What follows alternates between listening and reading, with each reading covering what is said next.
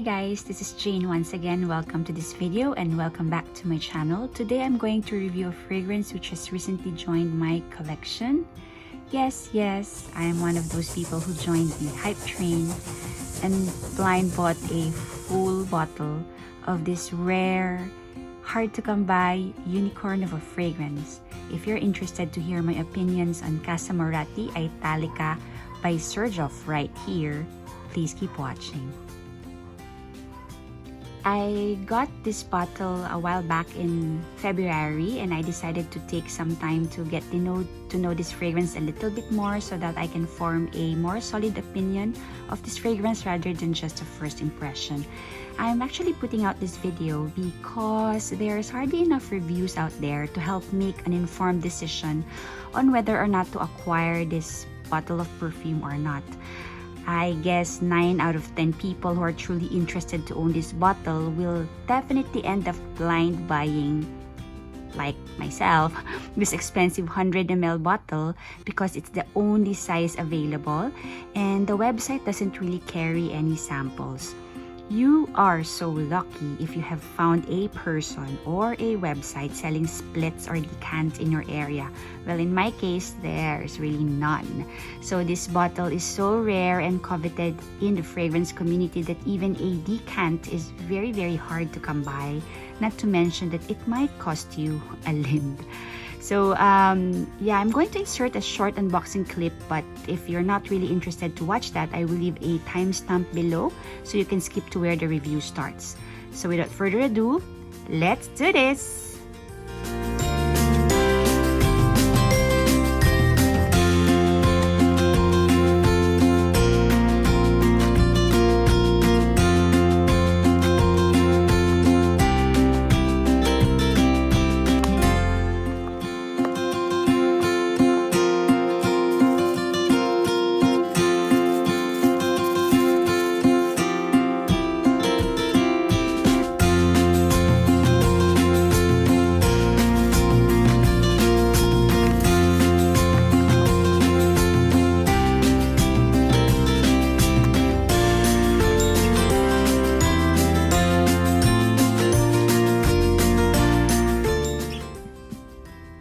Let's talk packaging. Let's take a minute to appreciate this gorgeous bottle. This version comes in this deep red frosted glass. The predecessors, I gather, are in a deep red velvety bottle. This, however, is the sustainable bottle version which came out in the most recent relaunch in February. I personally much prefer this version because knowing me, I'll probably just mess up the velvet on the original bottle. And then it has this usual tassel attached to the bottle's neck with the Casamorati line insignia holding it together. There's an engraved Casamorati inscription on the bottle cap. And then this cap is the signature Xerjoff Egyptian-inspired gold metallic cap. Spray distribution is nice and wide. So the older box is actually the gold one. This one came in this red box, as you can see. So to me, this packaging is top-notch. For the profile, the scent profile, this is categorized as an oriental woody fragrance for men and women. Launched in 2016, this was a UK exclusive. That's why it was very, very hard to get our hands on this. And also I heard that even in the places where this was exclusive to, this was almost always out of stock. So since it's launched in 2016, the website has had 2 exclusive relaunches, one in April 2020 and recently in February 2021 for Valentine's Day. That's where I actually got this bottle of mine, which is also the launch carrying this new sustainable packaging. Top notes on these are almond, milk, and saffron. Middle notes has toffee and bourbon vanilla, and the base has sandalwood and white musk. So to me, there's really no surprise there. This is a true gourmand. This scent smells like almond milk in the opening and then becomes an almond vanilla milk cookie scent later on with the toffee and vanilla coming through. Others describe this as smelling like the Italian holiday bread panettone, which I've never smelled, so I wouldn't really be able to say if it were so. So I don't pick up much of the saffron, but if you're looking for it, you definitely will be able to get it here. It's not a standout note to me. I also don't pick up much on the woods in this scent, but this is a very pretty almond vanilla milk cookie for me. All throughout, it almost smells like that all throughout to me. The milk note is actually paving the way for a more prominent vanilla later on, especially in the dry down. The almond note in here never really goes away. It stays throughout the life of the scent, but it's significantly fainter in the dry down. So to me, this is really, there's really genius involved in creating this scent. The craftsmanship in recreating the scent of this edible entity and capturing it in this bottle is really true genius to me. I have never smelled anything like this, so this composition is definitely unique for a fragrance. Let's talk performance. So projection and sillage, this definitely is not a screamer. This sits close to the skin, and if it projects, it's about an arm's length when newly sprayed. This is not for you if you are a projection guy or gal, or you're looking for a beast mode scent. This is not for you. Longevity, however, is definitely fantastic. A good 8 hours on me, sprayed about somewhere around 5 to 8 sprays, and it even stays longer on clothing. So that's very good. In my personal opinion, I think this is overpriced for what it is. I actually also don't understand why this is pricier than the other scents in the Casamorati line. For example, Lira and Dama Bianca. This is at least 30 euros more expensive than the rest. So in my honest opinion, this is overpriced for what it is. Next is wearability. So definitely this is a comfortable scent to wear. This is not going to choke you, and this is also not going to bother or offend the people around you when you're wearing this perfume. This is a smooth, serene, well-rounded kind of scent, not a note screaming out to you or to people around you. But I have to say that when I first got my bottle and put my nose onto this, I was actually racking my brain as to the occasions that I would like to smell like almond vanilla milk cookie. Definitely not for everyday office wear, not to school, not to somewhere like meeting the boss or things like that. I think this is a special occasion fragrance. Wearability wise, I think you have a limited wear for this. I think you would only wear this for occasions where you know the people around you. For joyous occasions like showers, small intimate parties, and all that. I actually wore this to a recent wedding. Because it's the pandemic, it's definitely a close group, small group, very intimate wedding kind of thing. So actually did not really expect this to, fit very well with the occasion, but I just thought I'd wear it for purposes of trying this out. But it did work. Actually, I felt like this scent fit the wedding atmosphere. This is very inoffensive, very cozy, and a little sexy if you may. And I never really expect this scent to pair well with a very nice flowy long dress and strappy heels. So limited wearability, but I think if you choose the right occasions for this, you're gonna get a good wear out of this.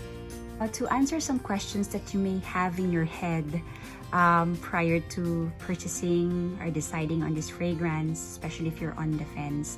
So I saw that a lot of people were actually wondering if how different this fragrance is from Lira or how similar. So to me, these two are very, very different fragrances. They actually really don't smell alike at all. I have here a sample of Lira. To me, Lira is a citrusy, caramelly vanilla offering. Both of them are gourmand actually. But then Italica is this almond milk vanilla fragrance. If they have any similarity at all, I guess it's just the vanilla undertone.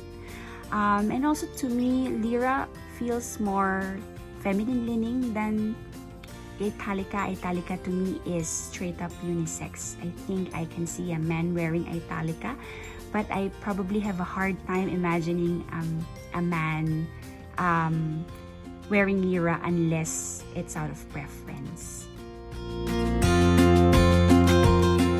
Because as they say, this is the ultimate gourmand fragrance. I think this is also for the ultimate gourmand lover.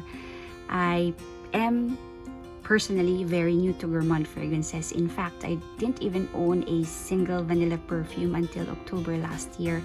I have to confess that I'm actually very, very scared of gourmandy scents in this weather. But yeah, for a person like me who's not into gourmand much, this is in fact my biggest gourmand adventure yet, and in a very, very good way. I think I can't wait to discover a whole new world of gourmand fragrances, and I'm very, very happy that I think I'm really starting off with a very, very good one. Does the milk note turn sour? I am particularly concerned about that because this is a sweaty, humid environment where I live in. No, it doesn't. It's very smooth. The milk note doesn't turn sour. The lactonic notes doesn't turn sour. It stays lactonic all throughout the life of the scent, and then it actually paves the way for a smoother entrance of the vanilla later on. So yeah, it stays very, very well. Do I regret owning this bottle? Initially, I admit yes, because I really didn't see how much I can wear this. Initially, to me, owning a full bottle matters a lot. I don't have a lot of space. I don't have a lot of money to purchase bottles after bottles of perfume. So any full bottle I own was supposed to be well thought of. And based on reviews and Fragrantica scores, this really scored very high. And the very first time I smelled this, I actually wasn't really getting what the scores was all about. But then now it kind of grew on me, and I probably am able to list a couple of occasions that I can already wear this. Plus, I think this is really a gem of a bottle. So yeah, I'm very, very happy I own this bottle. Will I repurchase this bottle? Nope, most certainly not, because as I've already told you before, personally, I have very limited wear for this perfume. I cannot wear this on a day-to-day basis. I have to think of occasions to wear this. And it's mostly for intimate occasions, maybe date nights, anniversaries, special occasions, things like that. So, and you can only maybe count in your fingers how many of that is in a year. And even if probably I do that the whole year round, I wear a couple of times, right? I probably wouldn't run out of this bottle in maybe a decade. So I don't think it's really worth spending a lot of money on. Maybe if this were a little bit more cheap, maybe yes. In fact, I am currently on a no-buy because I am currently broke from the purchase of this bottle. Yeah, and yeah, okay, maybe even if I have the money, I will probably put it on other fragrances, maybe from the Casamorati line as well. So yeah, not repurchasing. To me, this is exquisite craftsmanship. I hands down to the creator of this perfume, from the conceptualization to the creation to the packaging and all that. I think this is a top-notch perfume for a gourmand. There is genius in the way that this scent was created. I actually really don't mind having this in my collection, but I do not, please do not blind buy this. simply because this is truly expensive for what it is, in my honest opinion. Do I love this? No, but I like it enough to keep it in my collection and not sell it off. I actually look forward to wearing this more when the occasions arise.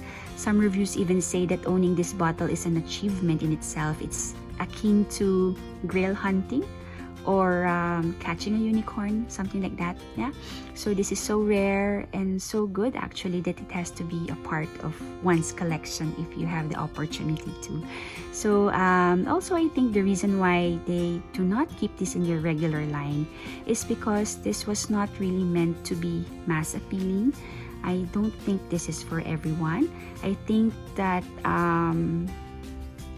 you have to be in a certain kind of mindset to be able to appreciate this perfume. Also, there's not a lot of instances you can wear this.